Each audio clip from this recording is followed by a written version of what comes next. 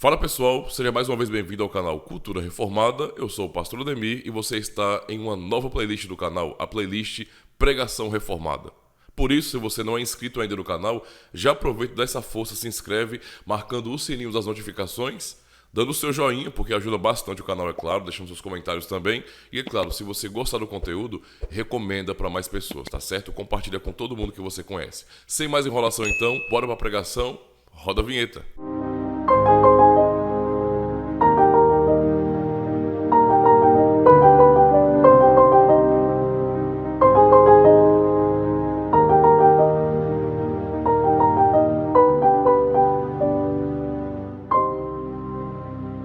Nós vamos ouvir então a pregação do Evangelho neste momento. Eu queria convidar já os irmãos para abrirem suas Bíblias no Evangelho de Mateus. Esse é o texto então de nossa reflexão nessa manhã. Evangelho de Mateus, capítulo 7. Nós vamos ler a partir do versículo 15, na verdade, viu? Do 15 até o 27. Acautelai-vos, porém, dos falsos profetas, que vêm até vós vestidos como ovelhas, mas interiormente são lobos devoradores. Por seus frutos os conhecereis. Porventura, colhem-se uvas dos espinheiros ou figos dos abrolhos? Assim, toda árvore boa produz bons frutos, e toda árvore má produz frutos maus. Não pode a árvore boa dar maus frutos, nem a árvore má dar frutos bons. Toda árvore que não dá bom fruto corta-se e lança-se no fogo. Portanto, pelos seus frutos os conhecereis. Nem todo o que me diz Senhor, Senhor entrará no reino dos céus, mas aquele que faz a vontade de meu Pai, que está nos céus. Muitos me dirão naquele dia, Senhor, Senhor, não profetizamos nós em teu nome? E em teu nome não expulsamos demônios? E em teu nome não fizemos muitas maravilhas? E então lhes direi abertamente, nunca vos conheci. Apartai-vos de mim, vós que praticais a iniquidade. Todo aquele, pois, que escuta estas minhas palavras e as pratica, assemelhá-lo-ei ao homem prudente que edificou a sua casa sobre a rocha, e desceu a chuva, e correram rios, e assopraram ventos, e combateram aquela casa, e não caiu, porque estava edificada sobre a rocha. E aquele que ouve estas minhas palavras e não as cumpre, compará-lo-ei ao homem insensato, que edificou a sua casa sobre a areia, e desceu a chuva, e correram rios, e assopraram ventos, e combateram aquela casa, e caiu, e foi grande a sua queda. Até aqui, meus irmãos.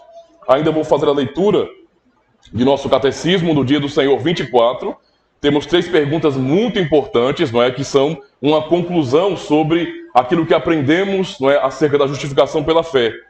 Pergunta 62 de nosso catecismo diz bem assim: mas por que as nossas boas obras não podem ser a nossa justiça diante de Deus, ou pelo menos parte dessa justiça?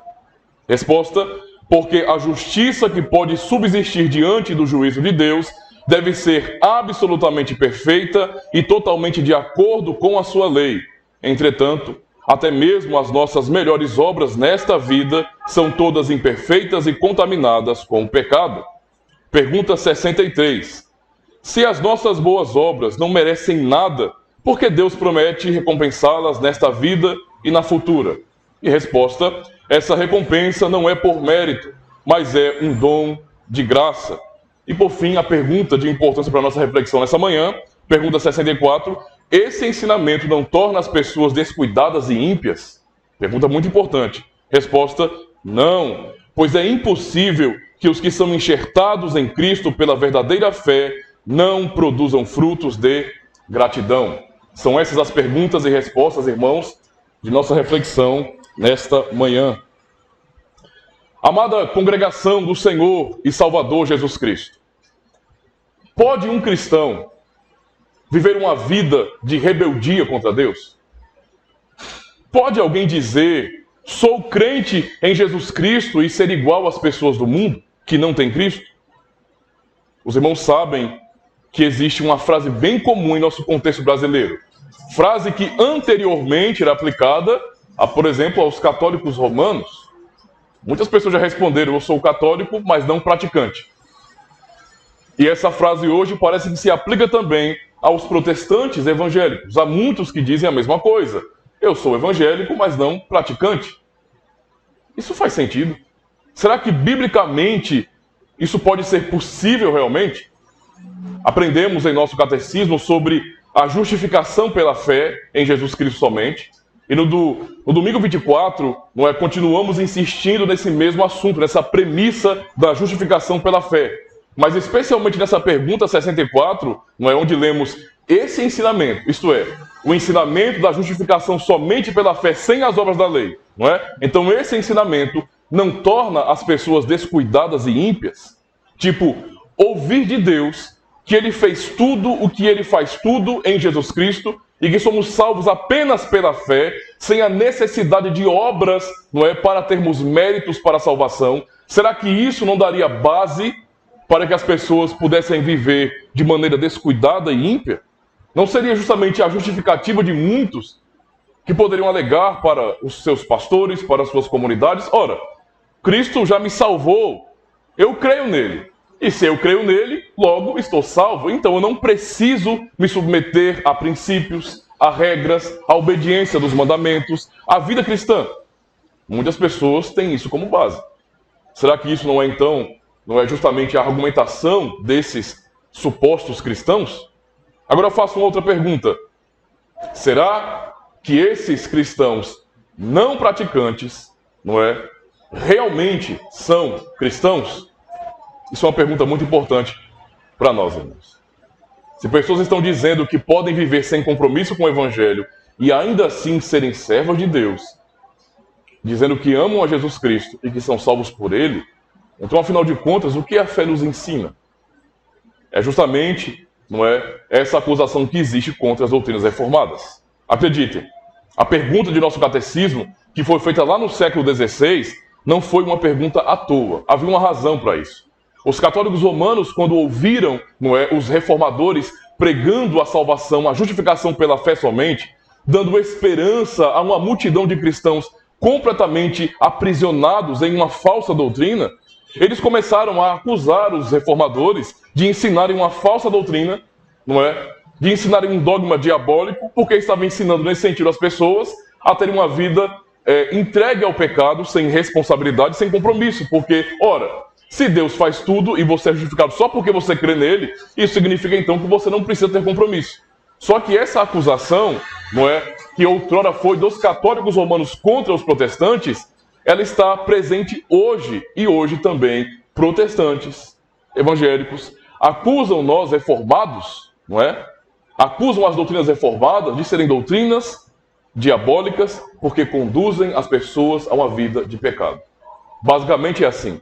Em ambientes onde as pessoas ensinam salvação por obras, ouvir que Deus salva somente pela fé em Jesus Cristo parece algo que facilita demais a vida cristã e que justifica pessoas viverem na prática do pecado como se fosse uma coisa comum para um cristão.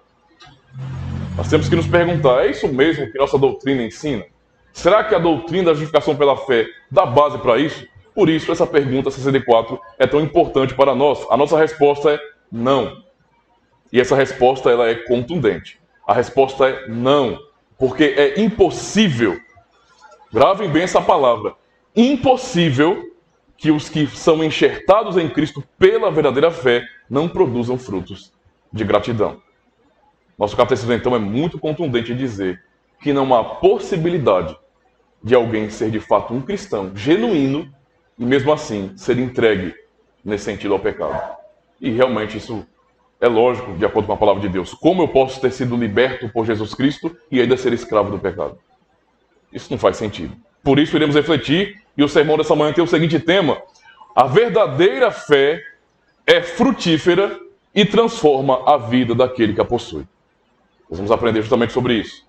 Aprenderemos que Cristo ensina que a verdadeira fé, então, ela produz frutos. Que também Cristo ensina que a verdadeira fé, ela leva à obediência. E por fim, esse é um ensino talvez duro para as pessoas acerca de Cristo. Ele ensina que somente aqueles que possuem a verdadeira fé serão salvos. Então não basta dizer que crê. Primeira parte, então, do sermão: a verdadeira fé tem frutos. Muitas pessoas, então, alegam em nossos dias que elas têm uma fé muito grande. uma fé profunda, não é? Mesmo quando vivem sem compromisso com a vida cristã e mesmo quando não são membros de uma igreja local. Nossa sociedade está enraizada em um conceito de fé que não corresponde às Escrituras, não é?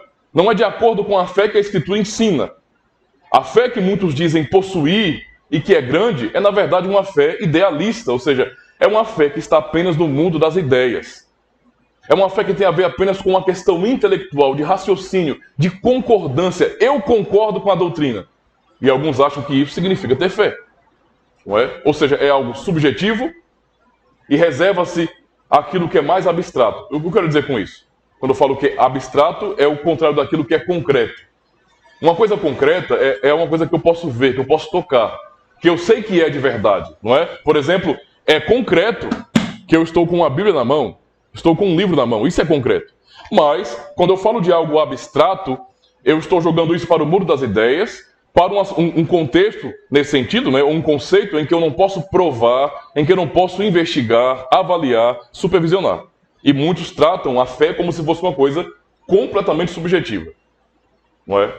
É uma coisa somente do meu coração, onde ninguém mais tem acesso. Deus sabe do meu coração. Essa é a desculpa que muitos têm dado. Na verdade, dizer isso, Deus conhece o meu coração, deveria nos levar ao temor. Porque é justamente o Deus que conhece o nosso coração que nos julga. Não poderíamos ficar falando isso de uma maneira tão, sabe, deliberada e sem temor. Deus conhecer o nosso coração é uma coisa séria.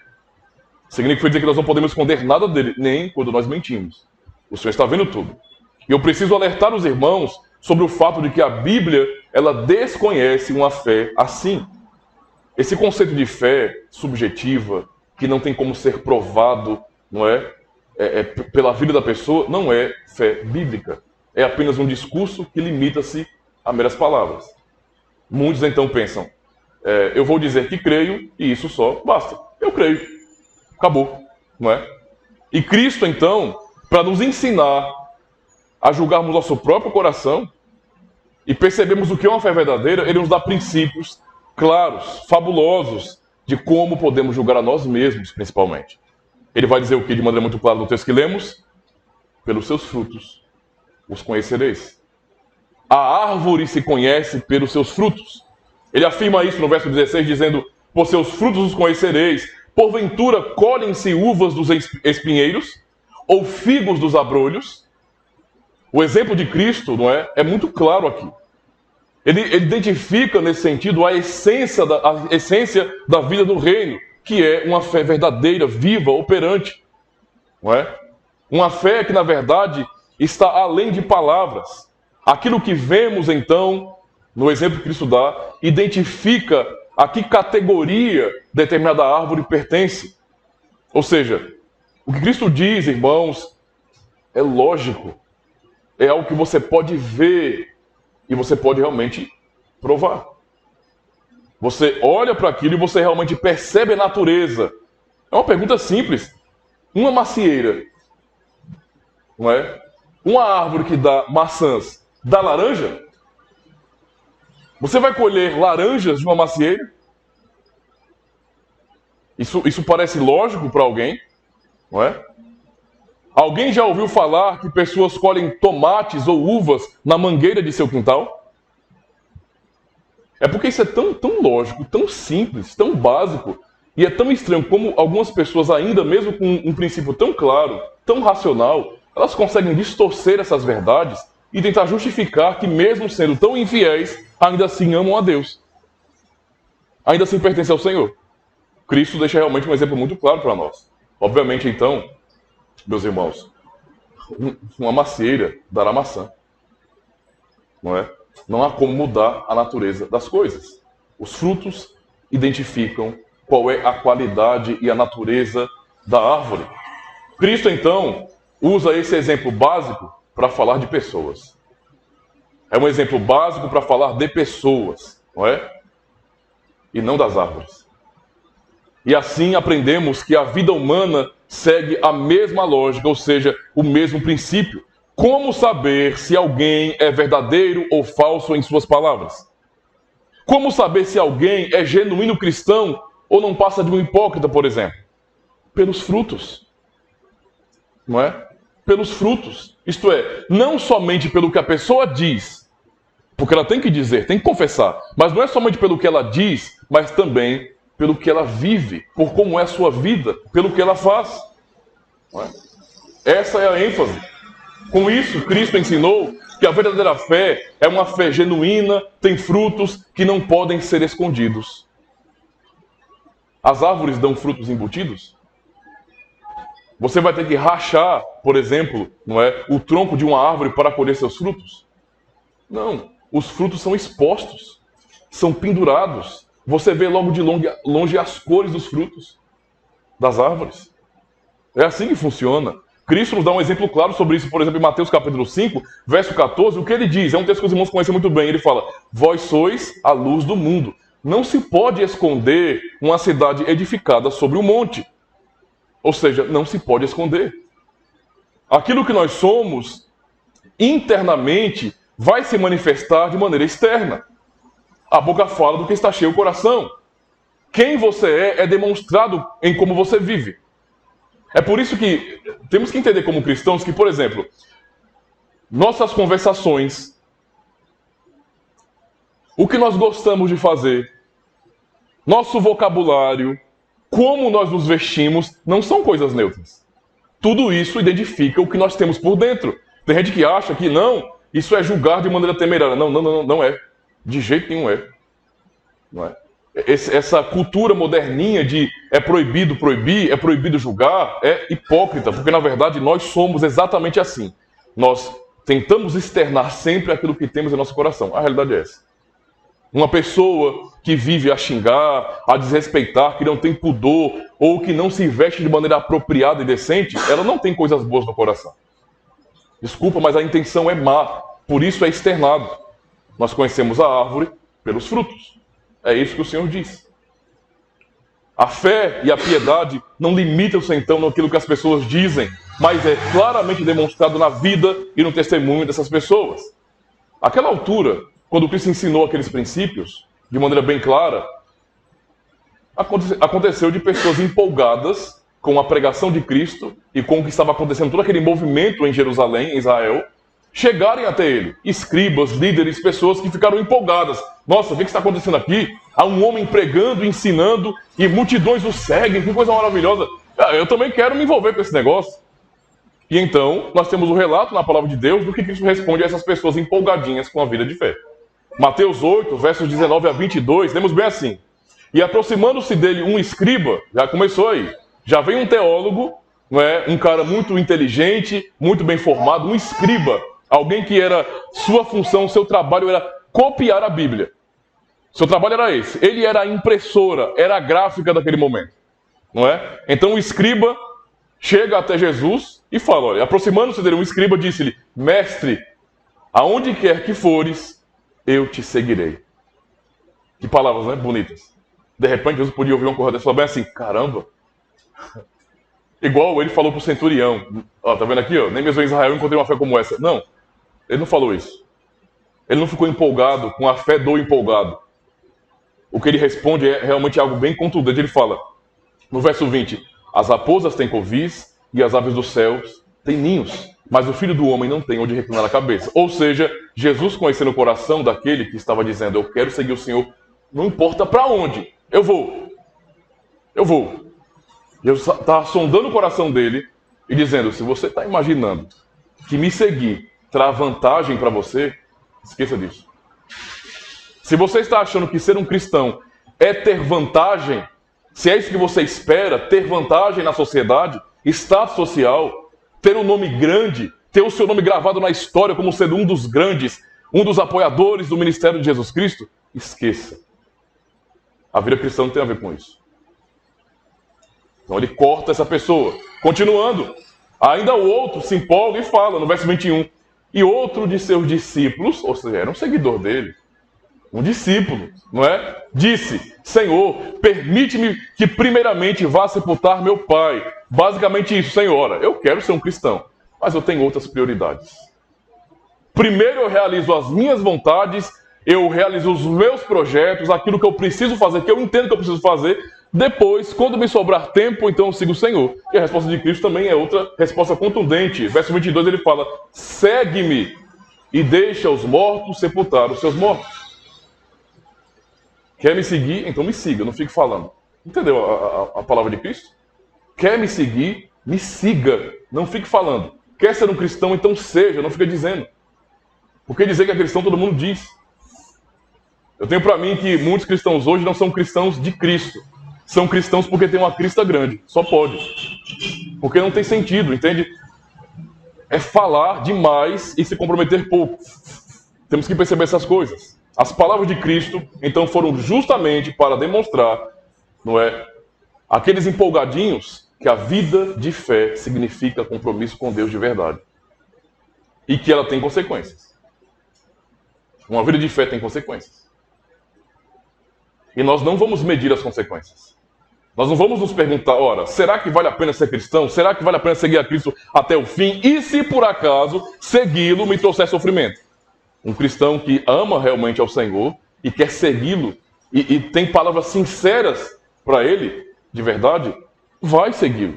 Independente se isso vai me levar a um palácio ou a uma cruz para morrer.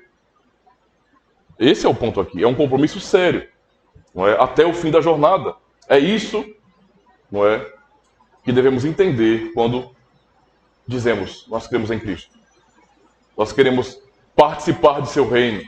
Nós queremos ir com ele até o fim, nem que seja para carregarmos nossa própria cruz todos os dias e morrer. E por quê, irmãos? Porque a fé verdadeira, ela é viva, como uma árvore que produz seus frutos. Uma árvore é um ser vivo. Assim, a comparação de Cristo é para mostrar que a fé que ele nos deu também é viva, dá fruto. Mateus 21, verso 19, ele diz bem assim: e avistando uma figueira perto do caminho, dirigiu-se a ela e não achou nela senão somente folhas. E Cristo falou para a figueira que não deu fruto. Disse-lhe: nunca mais nasça fruto de ti para sempre. E a figueira secou imediatamente. A árvore que não dá fruto, como ele fala no capítulo 7, corta-se, vai para o fogo. E como foi dito, a figueira, nesse sentido, se não dá fruto, não serve para nada. Se não dá fruto, é falso. Não tem valor, não tem serventia. Você tem fé verdadeira? A pergunta é, onde estão os frutos? Porque falar é fácil. Isso nos leva então ao segundo ponto. A verdadeira fé, portanto, é obediente. A fé verdadeira, então, ela é frutífera, já aprendemos sobre isso, mas a pergunta é, que fruto é esse? Que fruto é esse de fé? Nós já aprendemos que falar somente não basta. Confessar o nome do Senhor é necessário, é preciso para a nossa salvação. Nós temos que confessar o nome do Senhor. Não existe também dizer bem assim, eu sou um cristão porque eu obedeço algumas regras, alguns princípios, mas eu não quero assumir isso publicamente. Isso também não é fé. É como alguém dizer bem assim, eu estou frequentando a igreja, mas eu nunca fui batizado.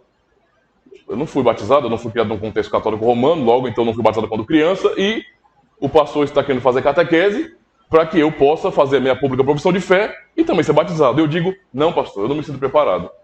Não pastor, eu não quero, porque na minha cabeça é como se eu for batizado agora, parece que a partir de agora vou começar a contar os meus pecados. Que loucura é essa? Alguém que diz eu creio em Cristo e não quer confessá-lo publicamente está se envergonhando dele. Isto é, não crê nele de verdade. Então perceba que confissão e vida não podem ser separadas. O que eu falo tem que ser o que eu sou. Entende? Se houver separação, isso não faz sentido. Então, o que aprendemos aqui, nessas palavras de Cristo, é que a fé ela tem frutos, e esses frutos eles são bem evidentes. Eles têm a ver justamente com o nosso compromisso com Deus, com o Salvador e com obediência. O propósito, então, é este, irmãos. Por exemplo, Efésios 4, nós aprendemos que na vida cristã, nós estamos trabalhando e sendo moldados na igreja para chegarmos até a estatura de varão perfeito, a estatura de Cristo. Então há um crescimento em nossas vidas. Também em Romanos capítulo 8, Paulo diz que nós somos eleitos ou predestinados para sermos moldados à imagem de Cristo, a fim de que ele seja o primeiro de uma família de muitos irmãos. Ou seja, mais uma vez, o propósito da salvação é justamente esse, é sermos moldados. É Deus trabalhar em nosso coração e em nossa vida para nos moldar, para parecermos como Cristo. Não é? Como o Senhor é um exemplo de obediência e humildade, assim aqueles que têm uma fé verdadeira também precisam seguir o mesmo caminho de obediência e humildade. E por quê? Porque recebemos fé para isso, não é? Para a obediência. As pessoas citam de boca cheia Efésios 2. É a coisa mais simples. Efésios 2:8. Porque pela graça sois salvos, por meio da fé, isso não vem de vós, é dom de Deus. Aí esquecem do verso 9, não vem das obras para que ninguém se glorie. E depois esquece ainda mais do verso 10. Quando o Senhor disse justamente isso, veja, porque somos feitura sua, criados em Cristo Jesus para as boas obras, as quais Deus preparou de antemão para que andássemos nelas. Ou seja, fomos recriados em Cristo. Isto é, somos uma nova criação, não para sermos como antes. Porque se for como antes, o que há de novo? Não, somos uma nova criação, não é? Libertos nesse sentido da escravidão do diabo, da escravidão do pecado, para uma vida de piedade, uma vida de boas obras, de obediência. Estes são os frutos de uma verdadeira fé, irmãos. É o ensino do Senhor Jesus. Ele fala, por seus frutos os conhecereis. Colhem-se figos de abrolhos? Não. Do mesmo jeito, não existe uma fé verdadeira inoperante. Simplesmente não existe isso. Entende? Não tem negócio de achismo aqui. Esse é o princípio bíblico. Não existe uma fé verdadeira que seja inútil, inoperante. Tiago, no capítulo 2, ele nos ensina isso de maneira muito clara. Muito clara, é muito claro. Por exemplo, versos 14 a 17, ele diz bem assim: meus irmãos, que aproveita se alguém disser que tem fé, tenho fé. Oh, maravilha, sou um homem de fé, e não tiver obras. Ele vai perguntar, porventura a fé pode salvá-lo? O que Tiago está dizendo aqui? Algumas pessoas até confundem, pensam bem assim, Tiago está entrando em contradição com Paulo. De jeito nenhum. Tiago ensina que a salvação, a justificação é pelas obras e não pela fé. De jeito nenhum. Tiago está batendo em um problema da igreja local, não é? Onde havia muitas pessoas dizendo que tinham fé, que tinham fé, que tinham fé, e os problemas sociais na igreja, pessoas ricas, pessoas pobres, não é?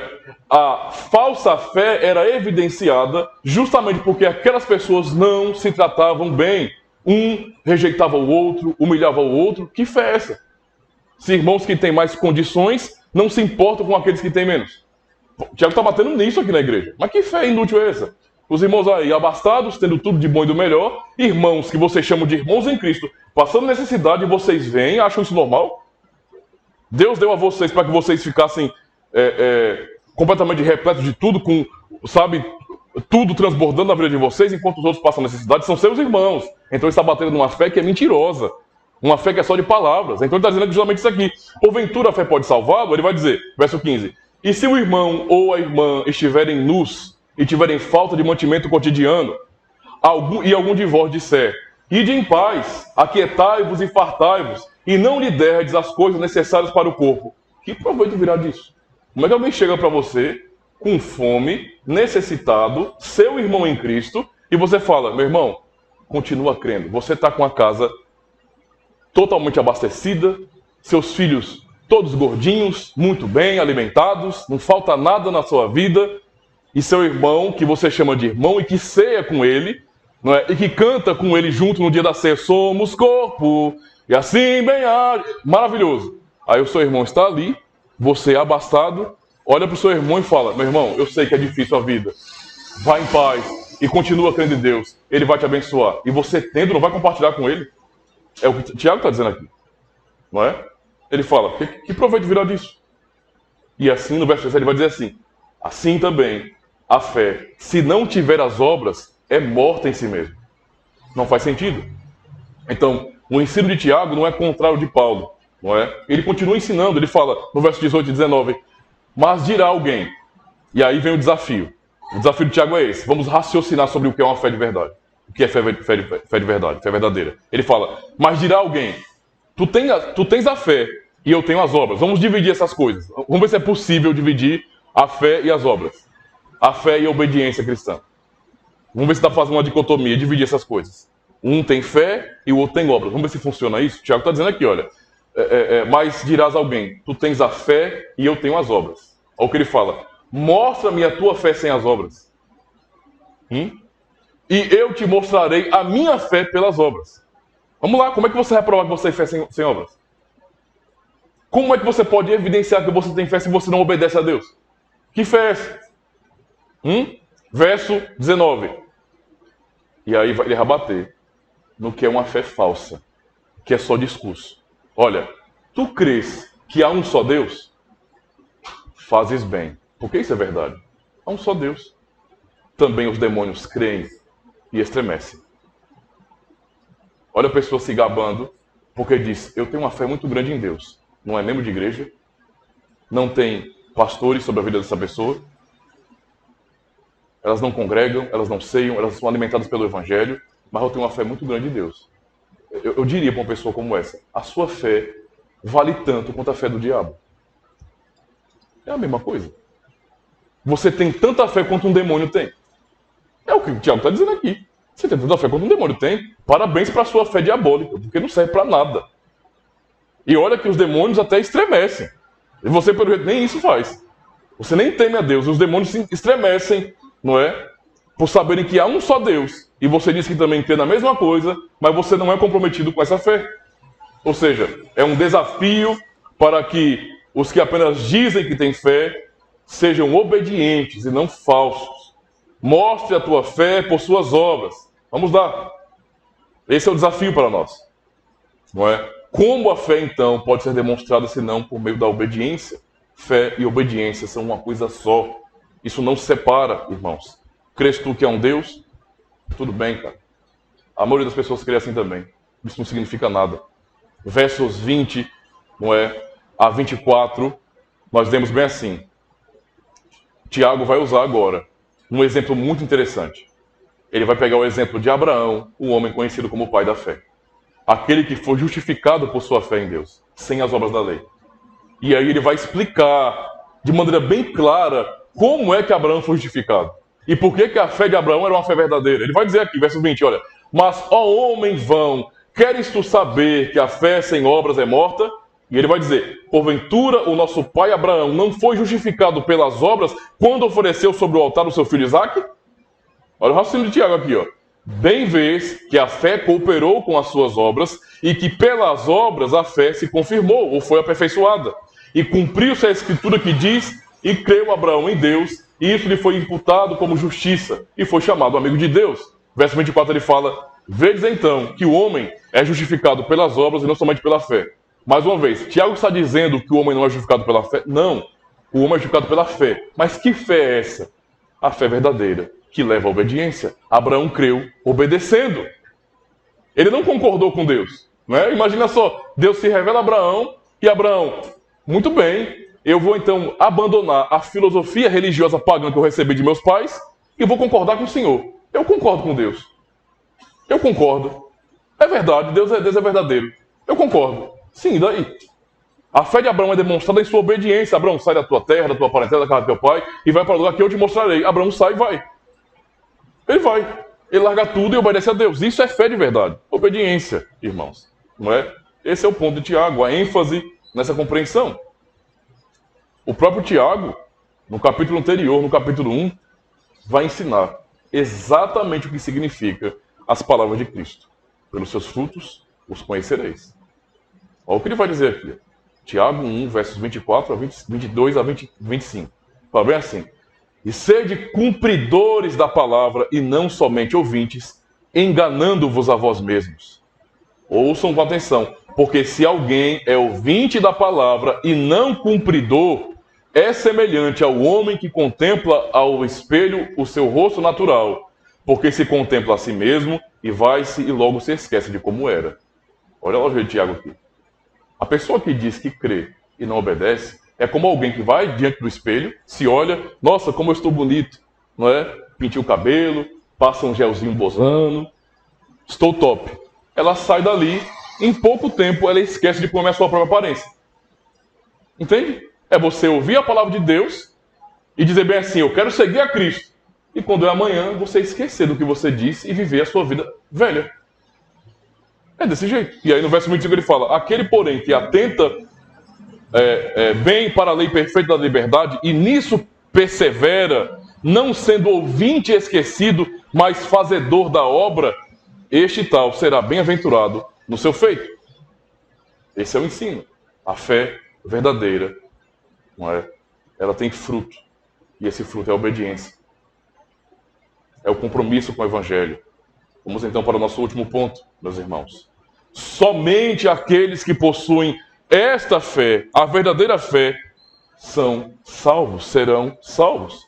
Observe então o que o Senhor Jesus afirma no verso 21 de Mateus 7.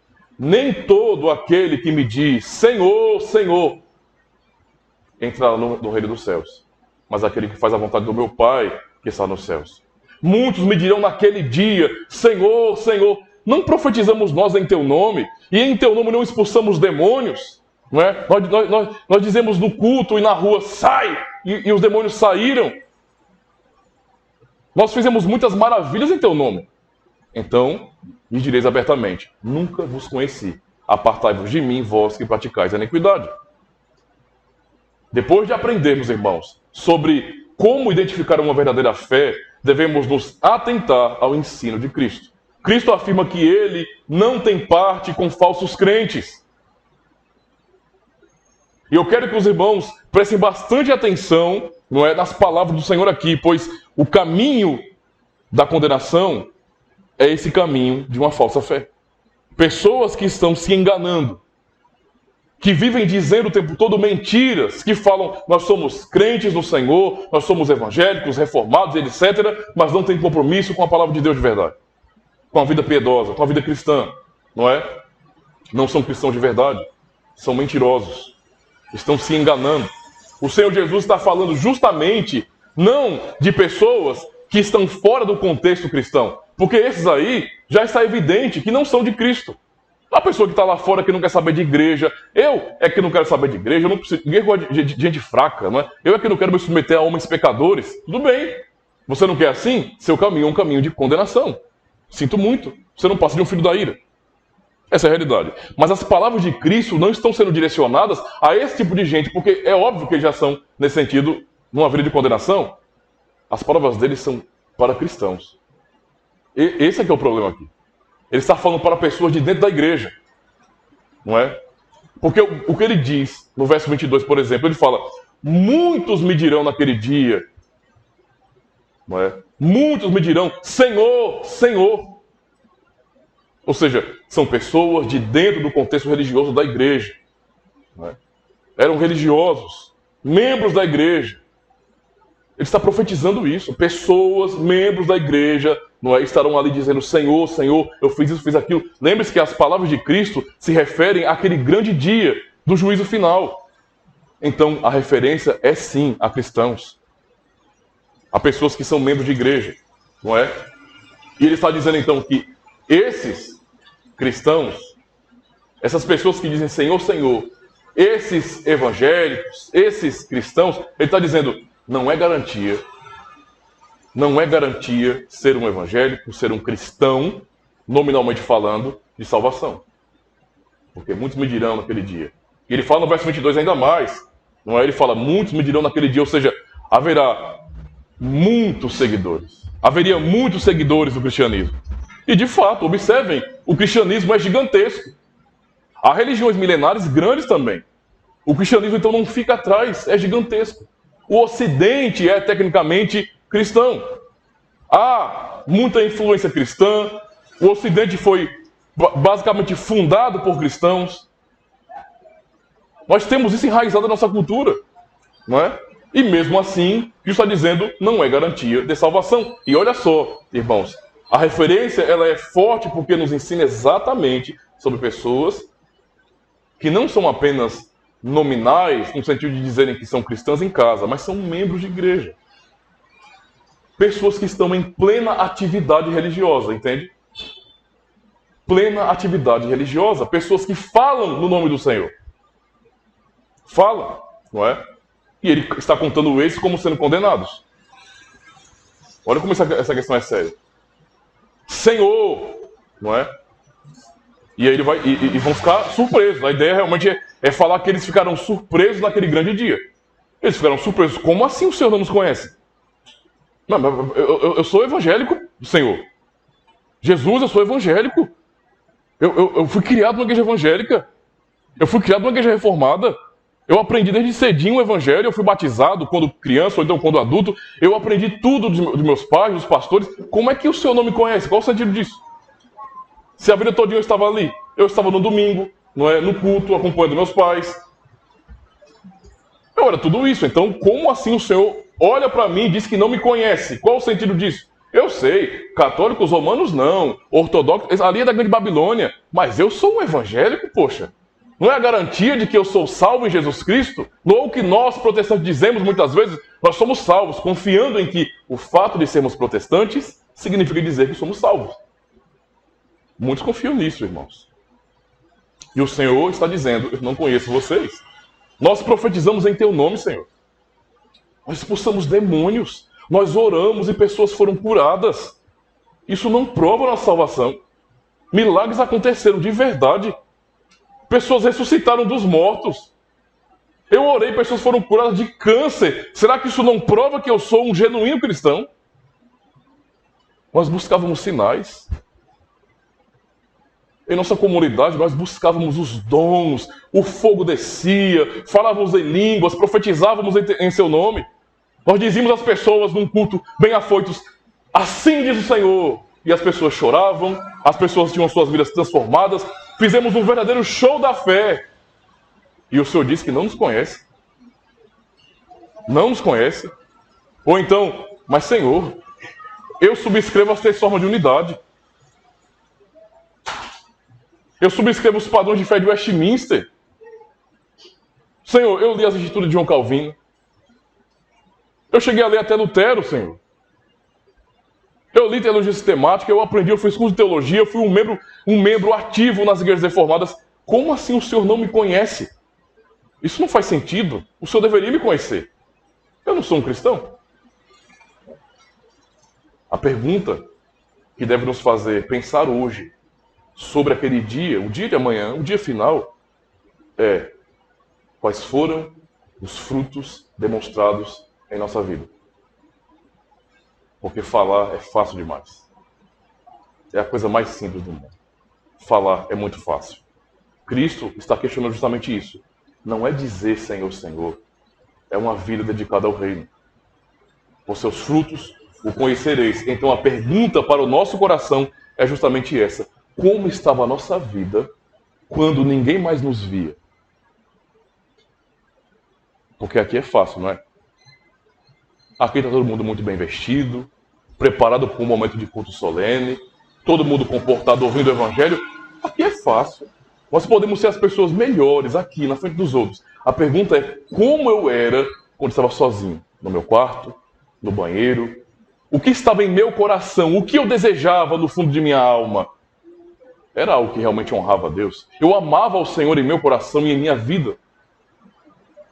Porque senão, irmãos, se eu era um ativista religioso cristão, reformado que seja, mas em meu coração eu não amava a lei de Deus, se em meu coração eu não amava a Deus ao meu próximo, e eu vivia realmente uma vida desejando aquilo que é mal, isso é uma prova de que nunca houve transformação em mim.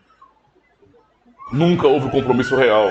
E a palavra de Cristo, ela é dura para as pessoas religiosas que se chamam de cristãs. Apartai-vos de mim, vós que praticais a iniquidade. Porque no fim é isso que fazem. É fácil enganar oficiais da igreja. Poxa, como é pobre quando um membro de uma comunidade pensa: enganarei meus pastores. Cara, você está se enganando. Não é a homens que você está enganando, não.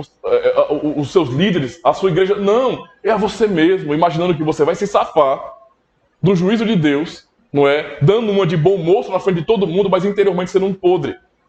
Não vai se safar. E é isso que o Senhor está alertando as pessoas aqui. Muitos me dirão. E tem alguns até que pensam isso, olha. Pastor, então quer dizer que ter dons carismáticos espirituais não é a prova que somos cristãos, pastor? Se estamos orando, poxa, pastor, se eu orei e alguém foi curado, isso não prova que eu sou um cristão, não. Cristo está dizendo que não prova que você é um cristão. Ele está dizendo que pessoas vão orar e pessoas vão ser curadas por conta disso, demônios vão ser expulsos, tudo certinho. As ferramentas serão usadas, não é? Mas o principal, aquilo que é essencial, não tem o Espírito Santo na vida de verdade. E a prova disso é que a vida não é transformada. É um ímpio religioso, é só isso, não é? É um ímpio religioso. Na frente dos outros, super crentão. Fora dos outros, da vista dos outros, é um ateu. A realidade é essa. Um ateu puro, não é? Quantos cristãos iníquos não temos em igrejas cristãs? Em comunidades evangélicas? Quantas pessoas não estão no domingo na igreja e durante a semana não estão nem aí para Deus? São verdadeiros ateus de verdade. Não oram, não leem suas Bíblias, não se importam com uma vida devocional de verdade, não estão nem aí. O dia todinho, vem para o culto no domingo, mas de segunda até o outro domingo é só jogo, série, filme, desenho, diversão, só trabalho, só. Mais nada. É como se Deus não existisse. Eu não lembro de orar na hora de comer, quando eu acordo, nada. É como se o Senhor não existisse e Ele passasse a existir domingo de manhã, quando o pastor fala, vamos ficar de pé, irmãos. Isso é hipocrisia, irmãos. Isso é mentira. E não somente isso, há quantos membros de comunidades cristãs que não abraçam as novas ideologias, dizem que são cristãos, mas amam essa modernidade e suas mazelas ideológicas. Amam. São cristãos que subscrevem, que concordam com pautas, não é? E eu vou explicar para os irmãos isso. Cristãos, membros de igreja, que estão de acordo, por exemplo, com pautas de feminismo. Ué, não são cristãos? Não são cristãos? Estão apoiando o feminismo? Cristãos que dizem amar a Cristo e segui-lo, apoiando o feminismo. Cristãos que dizem, não julguem, não é, os grupos LGBTs e quem promove essas ideologias. Não julguem, temos que aprender a respeitar a diversidade. Isso é hipocrisia, isso é mentira. Cristianismo não se adequa a essas coisas. São falsos cristãos. Pessoas que dizem, não, mas eu não faço. Mas você concorda e aplaude. Romanos 1, Paulo fala que não são condenados, dignos de morte, somente os que fazem tais coisas, mas aqueles que acabam aceitando como sendo normal, que concordam com aquilo. Aquele tipo de cristão que fala bem assim, ei, ô irmão, não julga não ali não fique falando que aquilo é errado não. Como assim não? É errado, é pecado, acabou, não dá para você inventar outro nome, é pecado, meu amigo. Sinto muito, é contra a lei de Deus. Ficar criando termos bonitinhos para não ofender e sermos politicamente corretos não é a postura de um cristão genuíno. Não é. São pessoas que estão fechadas completamente com a mentalidade revolucionária do mundo e dizem assim, eu estou tranquilo porque eu sou um cristão, sou membro da igreja e óbvio que o Senhor vai aplaudir esse meu amor tão aberto. Vai. Amor de verdade é obediência aos mandamentos. Não existe amor se não for desse jeito. Amor não é rebelde. Como o que Paulo ensina sobre o amor em 1 Coríntios 13? Que o amor folga com a injustiça? Que o amor rejeita a verdade? Não. O amor ama a justiça. O amor aborrece a injustiça, a mentira, o mal. Não é? E a palavra de Cristo é: eu nunca vos conheci. Nunca vos conheci. Cristo, então, irmãos, estou concluindo. Ele deixou muito claro que não adianta assumirmos nesse sentido rótulos religiosos, não é? E externamente apenas com o que falamos, nos comprometermos com alguma causa, se não há sinceridade, honestidade e dedicação àquilo de verdade. Temos que aprender. Cristo fala que nem todos os que dizem sim ao Senhor entraram no reino dos céus, mas aquele que faz a vontade de meu Pai que está nos céus. O salmista fala qual é a vontade de Deus. Qual é a vontade de Deus? Hoje virou uma coisa relativa. A vontade de Deus é o que eu quero. Não é assim, né? A vontade de Deus é o que eu quero. Eu senti no meu coração, logo é a vontade de Deus. Não. A vontade de Deus está revelada na sua palavra. O salmista, no Salmo 40, e verso 8, diz bem assim. Ouça com atenção. Tenho grande alegria em fazer a tua vontade, ó Deus. A tua lei está no fundo do meu coração. Essa é a vontade de Deus. O salmista diz, não é? Qual é a vontade do Senhor. Mais ainda. Não é? Ela está no fundo do meu coração. Ela está guardada no meu coração. É como Paulo em Romanos 7. Eu tenho prazer na lei do Senhor. Lá no meu homem interior. Eu tenho prazer na lei do Senhor. Ele não está dizendo que eu sou perfeito cumpridor, não. Mas pela transformação do Espírito Santo, eu desejo fazer a vontade de Deus. Eu quero isso. E não somente o que o salmista diz, em Romanos 12, verso 2, é um texto que todos conhecem de cor salteado. E não sede conformados com este mundo, mas sede transformados pela renovação do vosso entendimento, para que experimenteis qual seja a boa, agradável e perfeita vontade de Deus. Qual a vontade do Senhor? Que não sejamos como o mundo. Que fique evidente que nós não somos desse mundo. Tem que ficar claro isso. 1 Tessalonicenses, capítulo 4, verso 3. Olha como é claro isso aqui. A vontade de Deus é que vocês sejam santificados, abstenham-se da imoralidade sexual. Não está claro o que é a vontade de Deus? Está revelada a vontade do Senhor. A cultura do mundo, ela é santa? Que não parece. Ela pode ser depravada, não santa. Em resumo, irmãos, como no ensino de Cristo, Mateus 22, verso 37 ao 40. O que é a vontade de Deus? Amarás o Senhor teu Deus de todo o teu coração, de toda a tua alma e de todo o teu entendimento. Este é o primeiro e grande mandamento. E o segundo, semelhante a este, é amarás o teu próximo como a ti mesmo. Destes dois mandamentos dependem toda a lei e os profetas. A vontade de Deus é que venhamos obedecer a sua lei, a sua palavra. Salmos 143, versos 10, diz bem assim: ensina-me a fazer a tua vontade, pois tu és o meu Deus, que o teu bondoso espírito me conduza por terreno plano. Olha a oração de um coração sincero diante de Deus. Senhor, me ensine a fazer a tua vontade. Eu não quero ser apenas um falador. Eu não quero ser uma pessoa apenas que diz que é cristã. Eu não quero que as pessoas saibam que eu sou pelo que eu estou falando apenas, mas porque eu faço a tua vontade. Essa é a oração sincera aqui. Conclusão: aqueles que não fazem a vontade de Deus, eles estão contra Deus. São amigos do mundo e não de Deus. Eles não fazem parte da vida do Senhor Jesus Cristo. Mesmo que vivam a dizer o tempo todo que são cristãos, que têm muita fé, é só um mero discurso, não serve para nada. Cristo está dizendo que não conhece as pessoas, não é? Cristo nos ensina que a árvore boa produz bons frutos. E aqueles que possuem uma fé verdadeira, não é, que são salvos no Senhor, eles produzem tais frutos. Lembremos de nosso catecismo, irmãos. Qual a pergunta? 64. Esse ensinamento da fé, da justificação pela fé, não torna as pessoas descuidadas e ímpias? A resposta é não. Por quê? Porque é impossível os que são enxertados em Cristo, não é, pela verdadeira fé, não produzirem frutos de gratidão. É impossível. Não é compatível com a fé, com a vida impiedosa. De fato, então, é impossível. Não é? É impossível. Eu concluo com o texto de Gálatas, capítulo 5. Lembremos que a verdadeira fé que produz fruto, não é? Ela é justamente dom do Espírito Santo em nossas vidas. Porque no fim é o Espírito Santo habitando em nós que opera esses frutos. Gálatas capítulo 5, versos 22 a 25, ele fala: mas o fruto do Espírito isso é fruto da fé verdadeira: amor, gozo ou alegria, paz, longanimidade, benignidade, bondade, fé, mansidão, temperança. Contra essas coisas, características da obra do Espírito em nossa vida, verdadeira fé. Contra essas coisas não há lei. Percebe por que alguém é justificado pela fé? Porque essa fé verdadeira é obra do Espírito Santo que produz tais características naquele que realmente crê. Contra isso não há lei. É por isso que a lei não condena quem realmente crê em Jesus Cristo. Esse é o ensino aqui. E os que são de Cristo crucificaram a carne com as suas paixões e concupiscências. Se viverem... Aliás, ele fala bem assim: se vivemos em espírito, andemos também em espírito. Em espírito.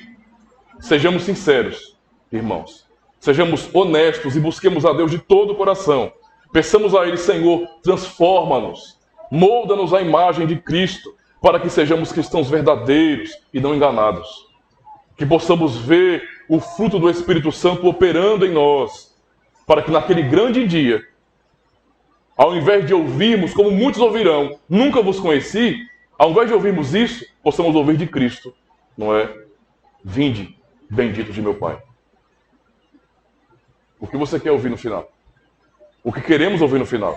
Queremos nos garantir porque somos membros aqui da comunidade? Não. Mas temos uma fé viva, não é? do Espírito Santo, para realmente estarmos seguros em Jesus Cristo. E podemos ouvir dele: vinde, benditos de meu Pai. Ouvir o Senhor nos chamando pelo nome. Desejemos de todo o nosso coração que haja mudança e que possamos ver o fruto de uma verdadeira fé em nossa própria vida. Amém? Amém. Graças a Deus. Não esquece não de cooperar com o canal se inscrevendo e marcando o sininho e dando seu joinha, tá certo? Aproveita logo e escolhe alguns vídeos aqui da tela para você acompanhar e continuar aí aproveitando o conteúdo do canal.